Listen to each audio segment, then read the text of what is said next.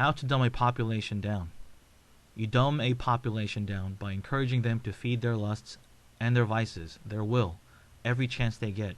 You raise the intelligence of a populace by encouraging them to resist their lusts and vices and to restrain and limit their will.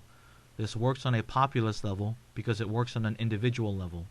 Man is made in God's image. Sin has corrupted this image of the triune God. The more a man internalize and act out and externalize God's image, he learns to become more like the original intended man of God, conforming to God's image. The more a man rejects internally and externally this conformity to God's image, the more dumbed down the person becomes.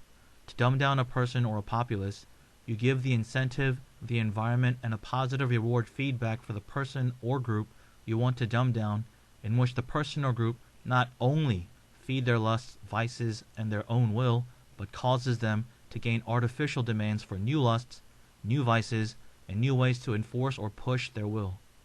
You teach them to fulfill as much of their desires, whether outer or physical. This includes hunger, appetite, sex, addiction, and so on, or internal, mental, or spiritual, which is to say, getting high, pornography, virtue signaling, activist ideologies and movements, rebellion, etc.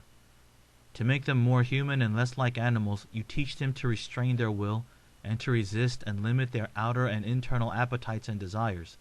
This is why children are encouraged to have dreams and visions for who they want to be or what they want to do when they grow up. This is to put them on an idol-worshipping path of feeding their first internal lust and then second outer lust when the internal lust begin to be expressed outwardly. This is also the reason why people are encouraged to look to things other than the triune God for their source of being and existence. Jesus Christ's life motto and principle has always been to fulfill his Father's will, not his own, his Father's desires, and not his own desires.